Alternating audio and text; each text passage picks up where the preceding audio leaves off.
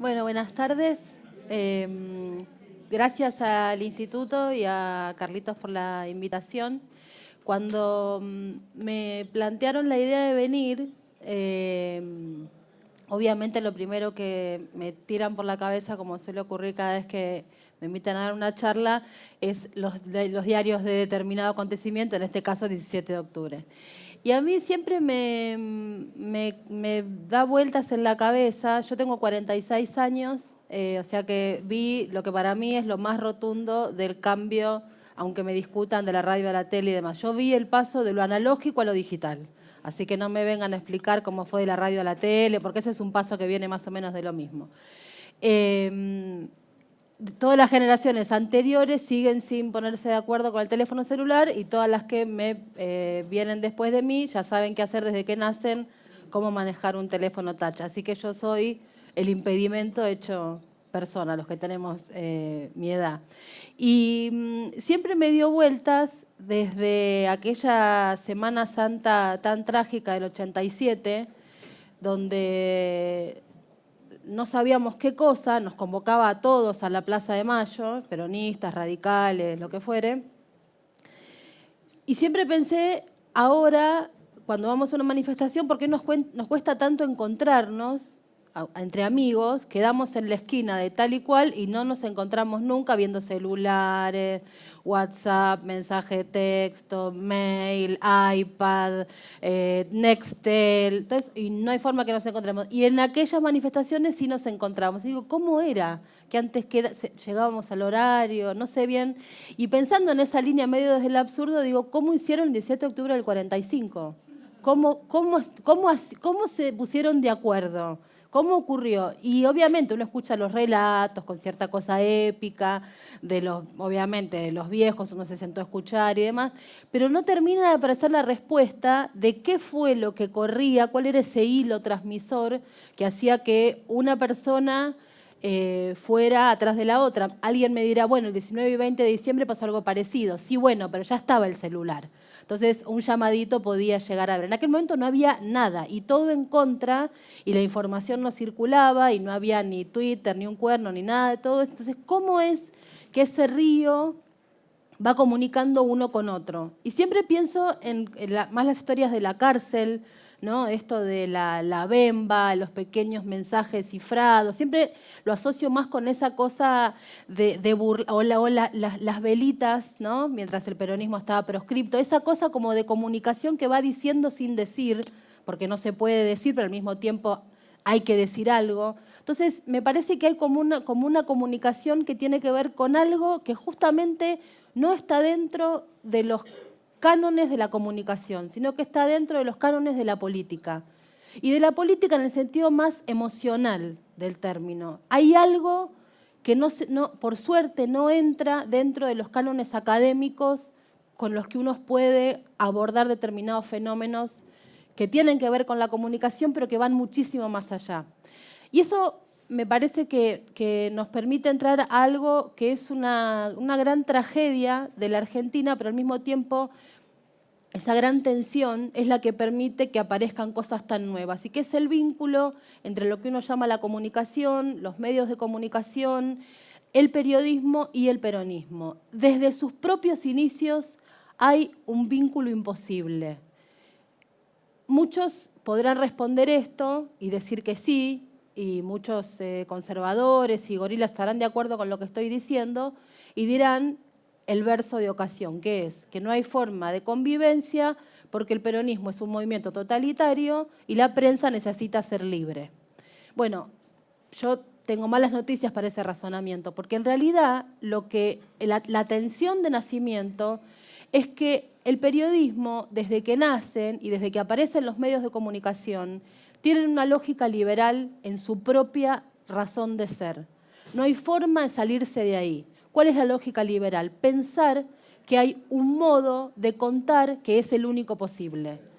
El famoso discurso de la objetividad desde 1914 para acá, que nos recorre como sociedad a todo el mundo. Y el peronismo, básicamente, lo que plantea es su propio nacimiento, es desde un paradigma que no es liberal, teniendo nada más y nada menos que a la fuerza del Estado, que para el liberalismo es la opresión, como articulador principal. No hay forma que eso se ponga de acuerdo, no hay manera que eso logre un acuerdo a menos que acepte la tensión. Por eso vivimos en todas estas épocas de tanto ruido, de tanta... y que lo que nos viene... Yo leía para la charla de hoy algunos artículos y me encontré con dos cosas que se decían en los libros y en la prensa de ese momento.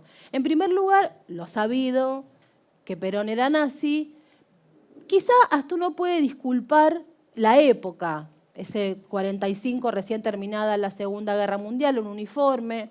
Hasta uno puede disculpar, si uno quiere, cierta ignorancia en alguno, podríamos dejarlo pasar. Lo que no podemos dejar pasar son las voces de los intelectuales orgánicos del liberalismo. Y me encontré con una frase de Félix Luna, que lo que escribió fue: nunca se odió tanto en el país como en el año 1945. Me pareció increíble que apareciera 1945 retratado en voz de un historiador liberal con la palabra odio. No es que la fui a buscar diciendo, ay, vamos a buscar la casualidad perfecta histórica. No, entonces uno dice, esto va de suyo que es así. Y la tensión que hoy vivimos tiene que ser así, porque si no es así, el peronismo le pasa lo que les pasó en los 90. El peronismo se lleva bien con el otro paradigma. O sea, algo del peronismo que uno se supone que tiene como esencia, si uno quiere, se rompió. Y ahí hay una lógica que justamente propone quebrar esta idea de que hay otros, que en este caso pueden ser los medios de comunicación, que pueden contar exactamente lo que le pasa, en este caso, a un pueblo. Por eso el 17 de octubre es tan complicado encontrar un libro que no sea coral. Porque uno dice, bueno, Cipriano Reyes, y quedamos ahí. Entonces hay una cosa casi mesiánica, un individuo. No hay forma. Hay postales, hay pinceladas, hay voces, hay recuerdos distintos, depende de dónde sea, quién cruzó, para qué, de dónde venga, los mismos ministros dentro del gabinete. O sea, no hay forma de contar eso que no sea de modo coral. Y un medio de comunicación, por la lógica propia, no tiene modo de contar algo desde un lugar coral. No puede incluir todas las voces. Sobre todo porque este relato del 17 de octubre, si uno quiere tomarlo como acontecimiento, justamente como excusa para pensar otros temas, no puede haber una voz que sea la de un otro que cuenta lo que le ocurrió a los protagonistas. Solo pueden contarlo los protagonistas, porque si no aparece esa trampa, que es una frase de Walsh que han tenido el suficiente gesto siniestro de convertirlo en liberal. Y Walsh basó todo su trabajo en esta idea de darle la voz al otro. ¿Pero qué quiere decir en Walsh darle la voz al otro en sus textos? Quiere decir que Walsh, el escritor, va a aprender cómo habla el otro para poder entenderlo y ser lo más fiel posible en su relato respecto de cómo es ese otro. Eso lo han convertido de un modo absolutamente perverso en un gesto de beneficencia, que es yo, en mi crónica, según mi punto de vista y mi perspectiva, te doy un rinconcito así para que vos coloques tu frase. Pero la frase que vas a colocar es la que yo elijo que sea. Entonces, algo absolutamente genuino, con un intento de ser lo más popular posible, con un intento de llegar a todo el mundo, como era aquella idea de Walsh, la han convertido hoy en le doy la voz al otro. Entonces te pongo las reglas del juego, el esquema, la perspectiva, el punto de vista, pero te dejo un rinconcito para vos. Y nos convierte en la democracia en esto que vemos hoy, que es una gran escenografía sobre la cual discutimos si el debate fue debate, no fue debate, hubo debate, no hubo debate. Y nos sacan de la cancha, o sea, nuevamente nos imponen el paradigma liberal de mirar que puede haber una sola cámara tomando lo que la cámara no puede tomar por definición, porque solo toma una parte. No hay modo que los medios de comunicación cuenten un fenómeno popular como el peronismo si no tratan de agarrar todo. Y como no pueden, nunca lo podrán contar. No hay manera. Pregúntenle a un europeo si puede explicar el peronismo. No tienen forma, pero básicamente porque son dos paradigmas que no tienen nada que ver entre sí. Yo no quiero quedarme en un relato histórico y tampoco quiero tomar una enormidad de tiempo, pero me parece que hay símbolos que van marcando huellas y que no han sido lo suficientemente trabajados y respetados, diría yo, más que trabajados, que suena como un poco académico, lo suficientemente respetados y subrayados en los ámbitos de la política. Se cuestiona mucho se lo cuestionó a Néstor Kirchner, se cuestiona mucho a la presidenta que no den conferencias de prensa, que no vaya a los canales de televisión y demás. Alguien puede decir, bueno, está bien que no vaya a TN porque TN la va a tratar mal y demás. Yo prefiero una mirada que sea un poco más amplia que eso. Más correrme del lugar de la cuestión política y meterme más en la cuestión ideológica. Cuando un presidente, un diputado, un ministro, un senador, un juez, un fiscal, deciden hacer un anuncio en televisión, lo que están diciendo es: voy a otorgarle mi poder político a la lógica de la Cámara. De la Cámara no de diputados, sino de la Cámara televisiva. Entonces convierte la política en la posibilidad de ser algo abordado por la lógica de la televisión. Eso es un debate en televisión. Cuando un presidente, un ministro, un fiscal o un juez habla desde su lugar institucional y desde su espacio físico institucional, lo que está diciendo es: los medios de comunicación pueden venir acá a tomar todo lo que yo estoy diciendo.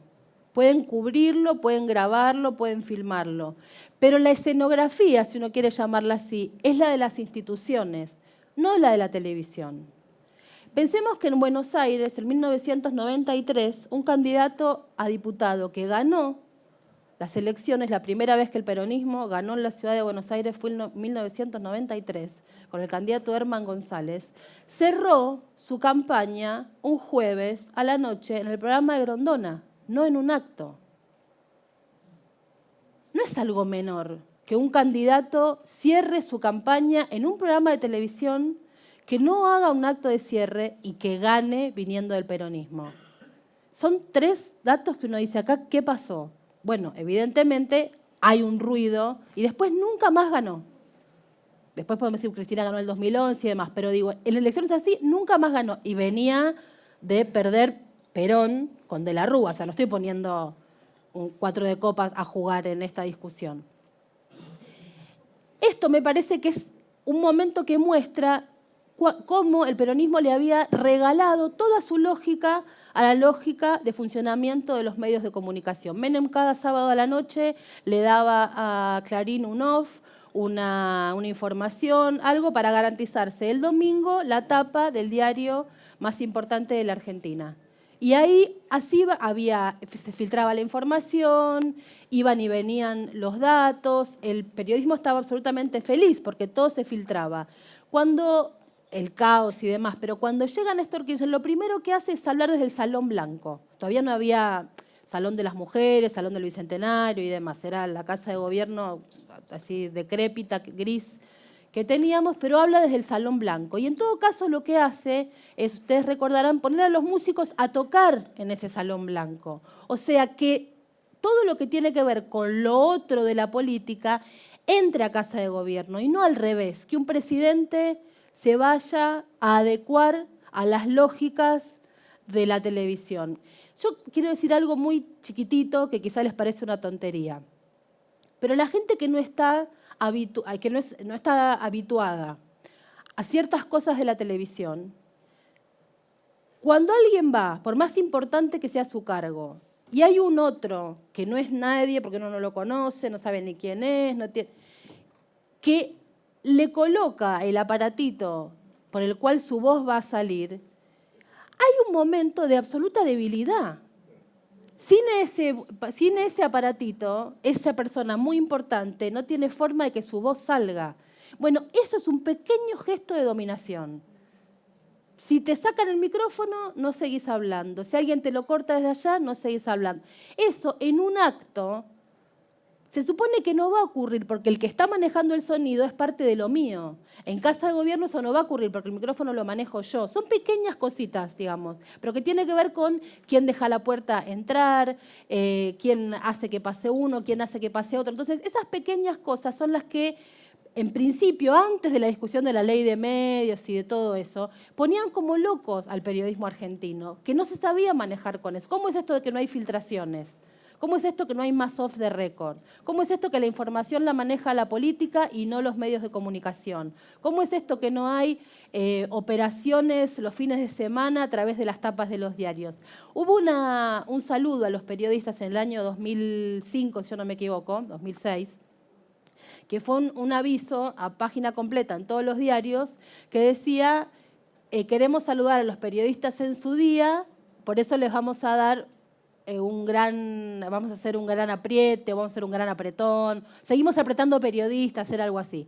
Y abajo decía, con un fuerte abrazo, por supuesto, y qué sé yo.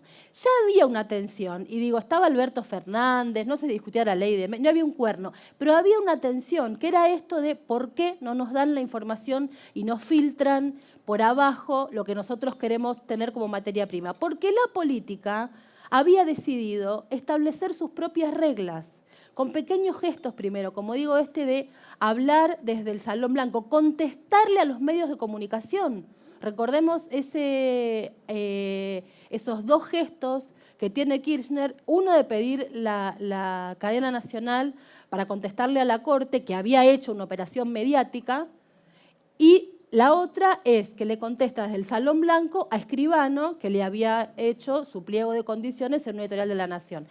Esas cosas que hoy nos parecen habituales, porque no hay cadena en que Cristina no hable con alguno, no discuta con algún medio de comunicación, no existía en la Argentina. No existía que un presidente tuviera el tupé de animarse a discutirle de igual a igual a un medio de comunicación. No existía eso. Después vino la gran Mañeto habla con la verdad y demás durante el 2008.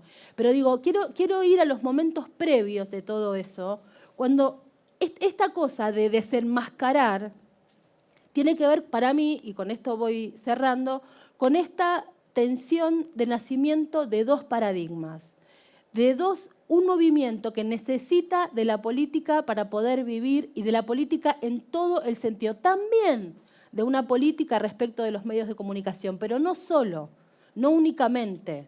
Si un acto como el de Vélez, o si una manifestación, o si un acto como el de Luna Park con los pibes de Néstor, no se televisaba, no pasaba nada, eso ocurría igual. Es decir, todo esto subterráneo que está ocurriendo, esta comunicación que se da casi de bemba por lugares absolutamente no puestos en primer plano en los medios de comunicación, me parece que tiene que ver con aquello que hablaba al principio. ¿Cómo se construye esa comunicación que va en lugares no visibilizados en los medios de comunicación? Bueno, eso tiene que ver con un movimiento de fuerza política, y por eso quisiera rescatar lo que dijo la presidenta el otro día, de lo que hay que mantener es una fuerza, este es el único movimiento que tiene una fuerza política organizada para sostener lo que haya que sostener.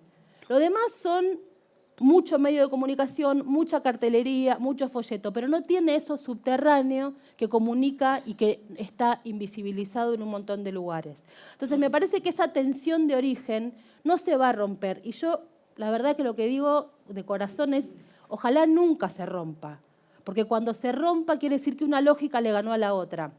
Y no quiere decir esto que TN le ganó a la presidenta, quiere decir que un discurso social y político, como es el periodístico y de los medios de comunicación, que es esencialmente liberal, le ganó a la política. Y yo, sea el partido político que sea, siempre prefiero que la política le gane a la lógica de los emporios, de los imperios, a la lógica liberal, a la lógica que se cree que puede contar desde afuera un acontecimiento que le ocurre al otro y saber mirarlo sin meter la pata. Así que me parece que es una disputa, y siempre será una disputa, entre ciertas lógicas liberales y la política que nosotros queremos defender. Se abre un escenario absolutamente nuevo para la mayoría de nosotros, porque es la posibilidad de continuar distinto, o no, cosa que esperemos que no ocurra, por lo menos yo la deseo con todo mi corazón. Y parte de eso es entender esta disputa que se viene, que ya no es la chiquitita de una cuestión concreta respecto a una ley o no, sino de una cosa más grande, a ver si efectivamente la política está a la altura de no tener que entregarse a la lógica liberal de los medios de comunicación. Me parece que eso es una de las grandes discusiones que se vienen hacia adelante y esperemos que estemos todos a la altura de eso. Muchas gracias, Carlitos, por la invitación.